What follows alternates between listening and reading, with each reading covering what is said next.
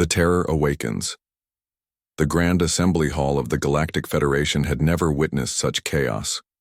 Thousands of beings from across the galaxy filled the massive chamber, their voices creating a symphony of panic that echoed through the bioluminescent walls. Representatives from civilizations that had existed for millions of years sat beside younger species, all united in their terror. Chancellor Zephyr stood at the central podium, his crystalline form flickering with distressed light patterns.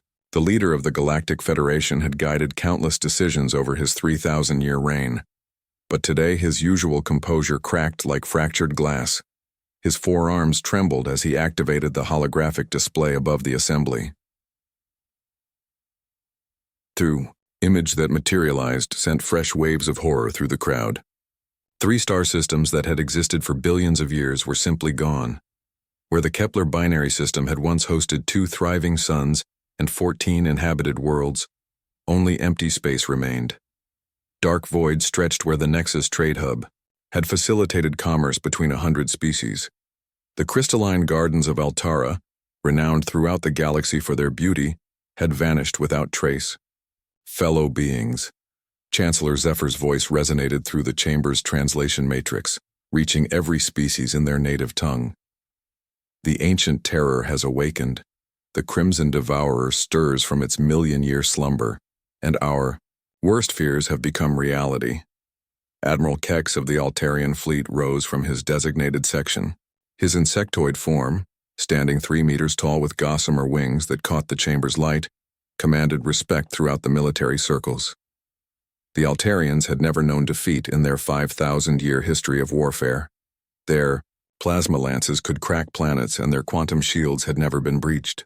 Honored Chancellor, Admiral Kex clicked in his species' harmonic language. We sent our 7th battle group to investigate the disturbance in the Andromeda sector. 47 of our finest warships equipped with the latest plasma technology and defended by quantum barriers. His compound eyes dimmed with grief. The Crimson Devourer destroyed them all in 17 minutes. Not one ship survived to report back. Gasps echoed through the assembly. The Altarian 7th Battle Group was legendary. Each ship carried enough firepower to sterilize a continent, and their collective might could reduce a moon to cosmic dust. If such a force couldn't even slow the creature, what hope remained? Dr. Nara of the Aquatic Coalition floated forward in her mobility suit, her 8 tentacles writhing with nervous energy. As the galaxy's leading expert on exotic life forms, she had studied every known creature in the cosmic bestiary.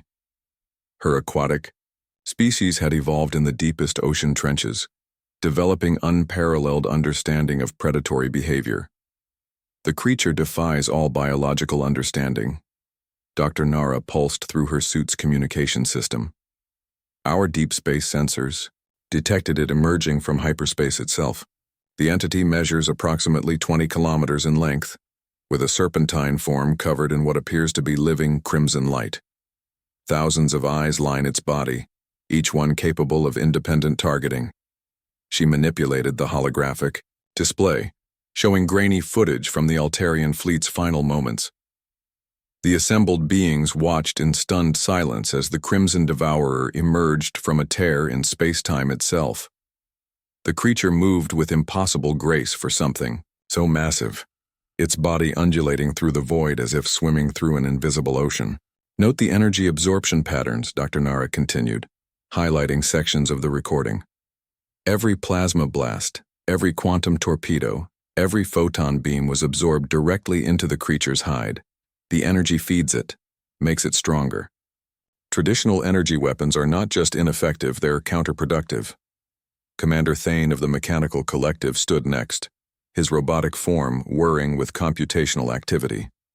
His species had transcended biological limitations centuries ago, uploading their consciousness into synthetic bodies of incredible sophistication. Their weaponry relied on pure energy manipulation, capable of creating artificial black holes and controlling gravitational fields.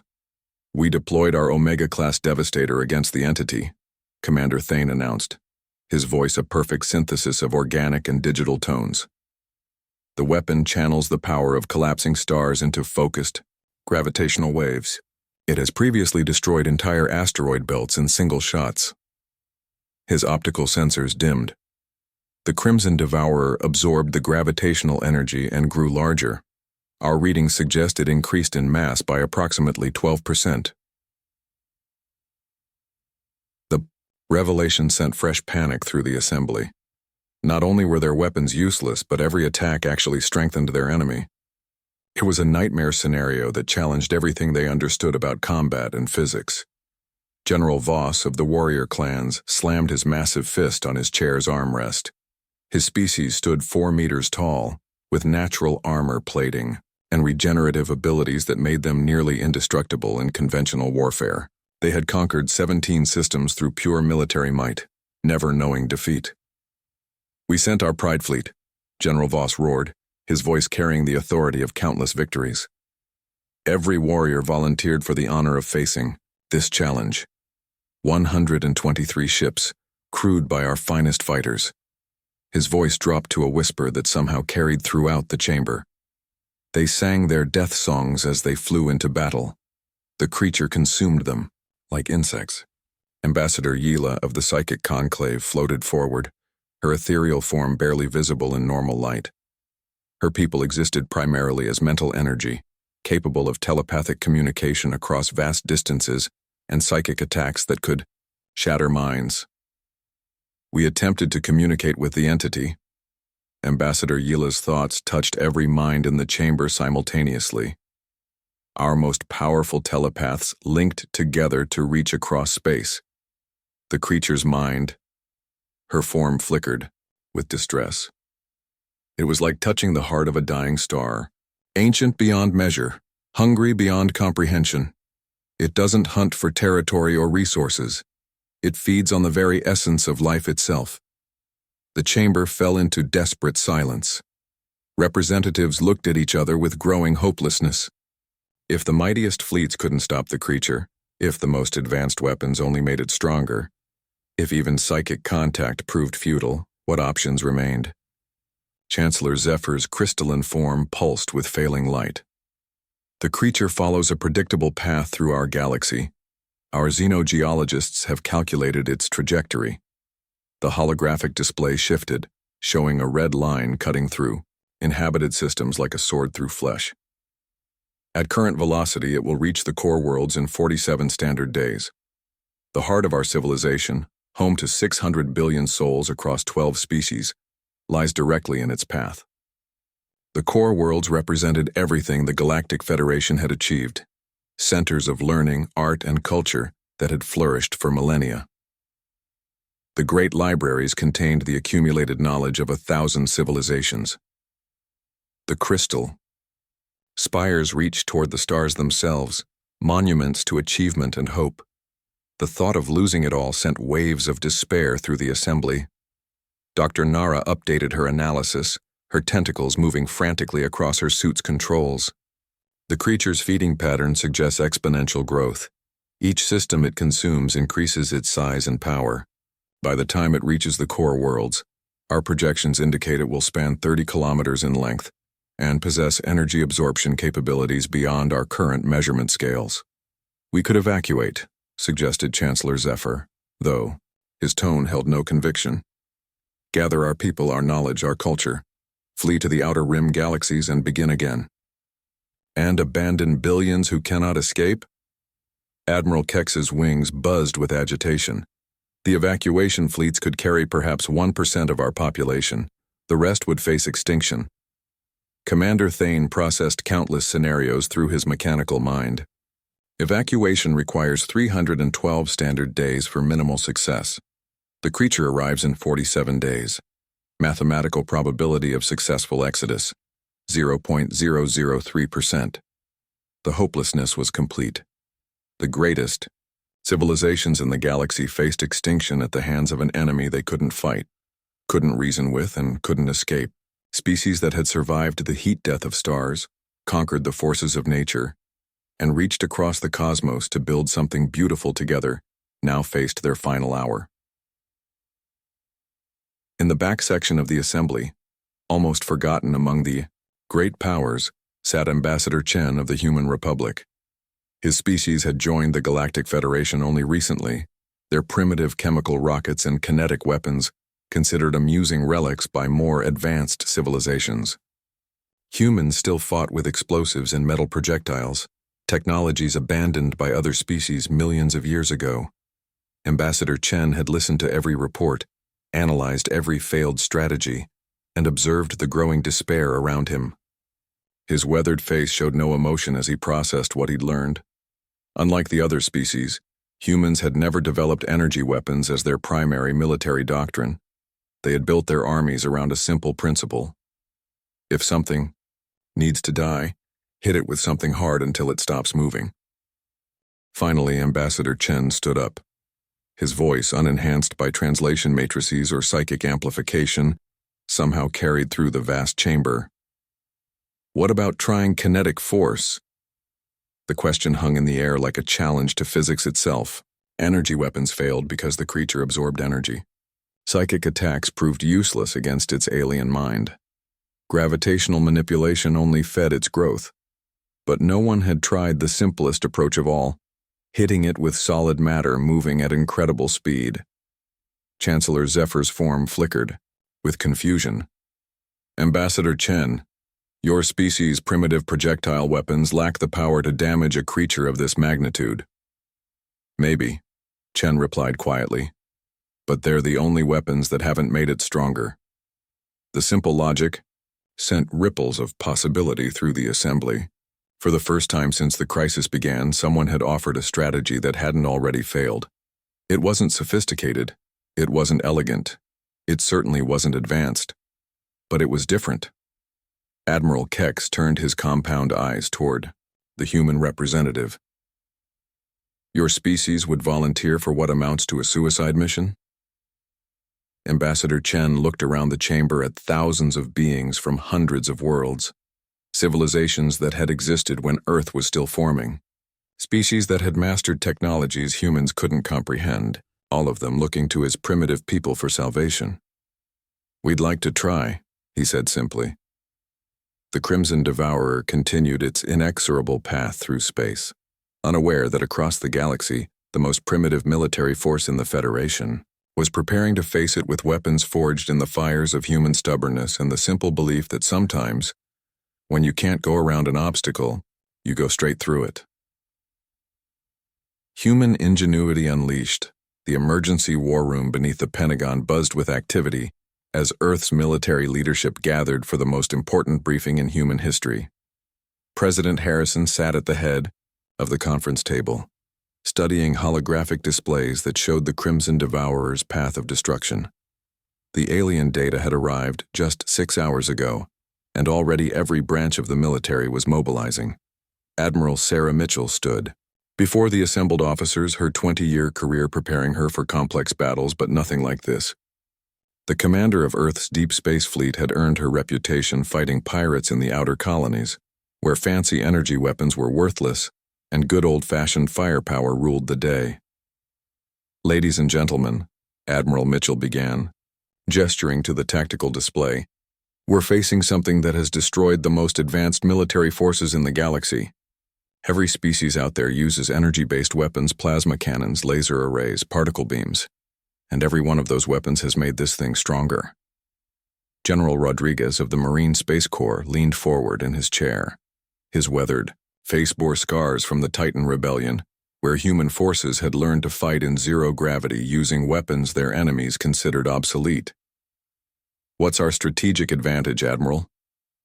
We're primitive, Mitchell replied with a grim smile. While every other civilization evolved beyond kinetic weapons, we stuck with what works. Railguns, missile systems, good old-fashioned explosives. The creature has never faced anything like what we can throw at it. Dr. Elena Vasquez from the Weapons Research Division activated her presentation. As Earth's leading expert on kinetic warfare, she had spent years developing weapons that alien civilizations dismissed as crude. Today, that primitive approach might save the galaxy. Our latest railgun systems fire depleted uranium slugs at 15% light speed, Dr. Vasquez explained, showing technical specifications. The kinetic energy from a single shot equals a nuclear warhead, but it's pure physical force, No energy for the creature to absorb. Commander Torres, Earth's chief military engineer, stood up with excitement in his eyes. His Puerto Rican accent carried the passion of someone who loved solving impossible problems. I've been working on something special. Project Sledgehammer massive kinetic impactors designed to punch through asteroid hulls. Each one weighs 50 tons and moves fast enough to crack a small moon. You want to shoot 50-ton bullets at this thing? Asked Colonel Park, commander of the experimental fighter wing. Exactly, Torres grinned. And if that doesn't work, we've got Project Thunderbolt. Nuclear-tipped penetrator rounds that burrow deep before detonating. The aliens would never think of such a crude approach. Admiral Mitchell pulled up the fleet roster on the main display. We have 63 heavy warships currently operational. The aliens sent hundreds of ships and got wiped out. Are we looking at a suicide mission? Maybe, General Rodriguez admitted. But consider this, those alien fleets probably never got closer than 10,000 kilometers to the target. They fired from maximum range and tried to retreat when they failed. That's not how humans fight. How do humans fight? President Harrison asked. We get close, Rodriguez replied. We hit hard. We keep hitting until the enemy stops moving, even if it kills us. Captain Lisa Park of the Fighter Corps brought up her squadron's combat record. Her pilots had earned their reputation in the asteroid belt wars, where dogfighting in 3 dimensions among floating rocks required skills no alien pilot possessed. Our fighters are built for close quarters combat. We can get inside this thing's attack range and hit weak points the big ships can't reach. Dr. Vasquez updated her analysis. I've been studying the alien combat footage. The creature moves gracefully, like it's used to fighting in open space where maneuverability matters. But our ships are built for combat in crowded environments. Asteroid fields, planetary rings, debris zones. You think we can outmaneuver something 20 kilometers long? The president asked. I think we can get close enough that maneuverability doesn't matter, Captain Park replied. When you're at point-blank range, it doesn't matter how elegant your opponent is. Commander Torres activated another holographic display showing modified human ships. I've been working with engineering teams across the fleet. We're adding armor, plating, redundant systems, and close-range weapon arrays. Our ships already look like flying tanks compared to alien vessels. Now we're making them into flying fortresses. The meeting continued for hours as Earth's military leaders developed strategies that would have horrified any alien commander. Instead of elegant, long-range combat, they planned brutal close-quarters fighting. Instead of sophisticated energy weapons, they relied on simple kinetic force. Instead of graceful retreat when outmatched, they prepared for last-stand battles. 3 days later, the human defense fleet assembled at the edge of the Sol system. 63 warships that looked nothing like the graceful alien vessels filled the galaxy. Human ships were angular, armored, and covered with weapon ports like the spines of angry creatures. They had been built by a species that learned warfare against its own kind, where survival meant being tougher than your opponent.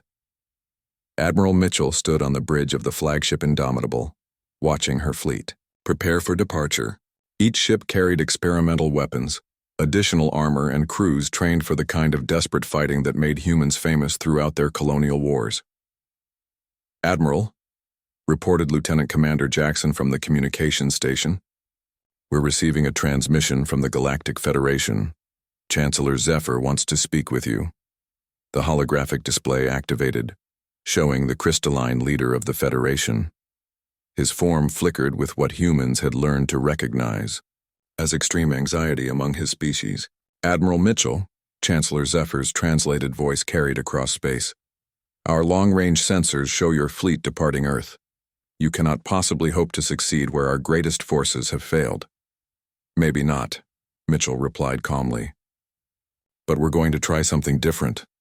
Your weapons are millions of years behind our technology. Your ships lack our defensive capabilities. This is suicide. Admiral Mitchell looked around her bridge at officers who had volunteered for a mission. Everyone expected to be their last. Chancellor, with respect, your technology hasn't worked. Maybe it's time to try something that's been working for humans for thousands of years. And what is that? When you can't go around an obstacle, you go through it. The human fleet engaged their FTL drives, heading toward a rendezvous with an enemy that had never faced an opponent willing to trade punch for. Punch! Behind them, Earth continued its normal routine. But every person on the planet knew their defenders were heading into the dark between stars to face something that had destroyed civilizations older than their entire species.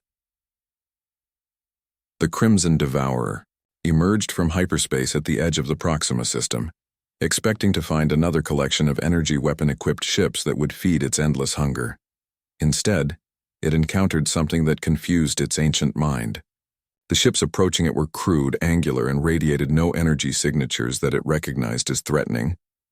Admiral Mitchell watched the creature materialize on her tactical display and felt her breath catch. The alien's descriptions hadn't prepared her for the reality. 20 kilometers of writhing crimson flesh, covered in eyes that burned like stars, moving through space with impossible grace. It was beautiful and terrifying in equal measure. "All ships, this is Admiral Mitchell," she announced over the fleet communication channel. "Remember the plan. Get close, hit hard, and keep hitting. Today we find out what happens when an unstoppable force meets human stubbornness." The Crimson Devourer focused its attention on the approaching fleet, preparing to absorb their energy weapons and grow stronger. Instead, the first human salvo struck it like a physical blow. Railgun slugs traveling at incredible speeds punched completely through its hide, leaving ragged holes that leaked strange fluid into space. For the first time in millions of years, the ancient creature felt something it had almost forgotten: pain. The monster's psychic roar of confusion and rage reached across space, but the human crews had been prepared for psychological warfare. They pressed their attack, closing distance rapidly while their kinetic weapons tore into the creature's body. Captain Park led her fighter squadron in a desperate attack run, getting so close to the creature that they could see individual scales on its hide. Her pilots fired armor-piercing rockets and depleted uranium rounds at point-blank range, targeting the wounds already opened by the larger ships. "This is Wolverine Squadron," Captain Park announced as her fighters darted between the creature's thrashing tentacles. "We're inside its defensive perimeter, switching to close assault pattern." The Crimson Devourer tried to grab the small human fighters with its massive appendages, but the pilots had trained for combat in asteroid fields where split-second reflexes meant survival. They twisted and dodged between tentacles the size of battleships, firing continuously at the creature's wounds. Commander Torres watched from the engineering deck of the battleship Thunder as his modified kinetic impactors struck home. The 50-ton projectiles buried themselves deep in the creature's flesh before exploding, causing massive internal damage that the entity couldn't simply absorb or heal. "Direct hit," Torres shouted. "The penetrators are working. This thing can eat energy all day, but it can't digest 50 tons of depleted uranium moving at relativistic speeds."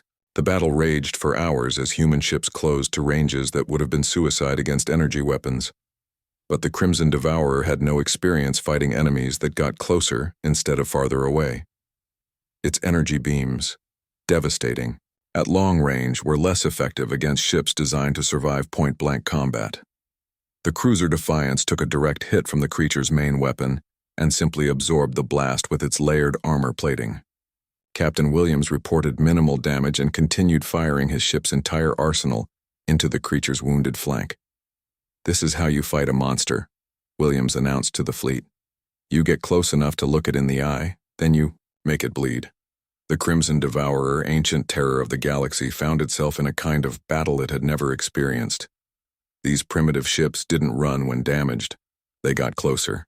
Their crude weapons actually hurt it, and every hit caused real damage that couldn't be absorbed or converted to strength.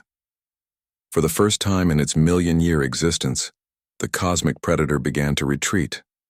But Admiral Mitchell had anticipated this moment. "All ships pursue," she ordered. "Don't let it escape to another system. End this here and now." The human fleet gave chase, their ships built for exactly this kind of relentless pursuit. What followed was the strangest battle in galactic history, a 20-kilometer space monster fleeing from 60 primitive warships that refused to give up, refused to retreat, and refused to accept that some enemies couldn't be beaten. In the end, it was Commander Torres who delivered the killing blow. His experimental kinetic bombardment system, loaded with every nuclear-tipped penetrator round in the fleet, struck the creature's primary nerve cluster. The massive explosions detonating inside the entity's body finally brought down the terror that had threatened the entire galaxy. As the Crimson Devourer's remains drifted through space, Admiral Mitchell received communications from across the galaxy.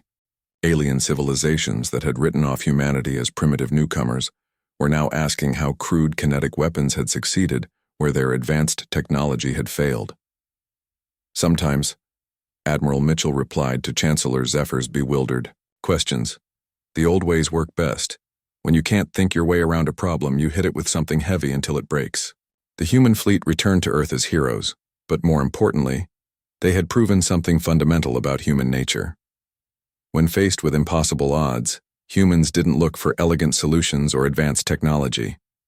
They looked for the biggest hammer they could find and kept swinging until the job was done. The galaxy would never underestimate human ingenuity again.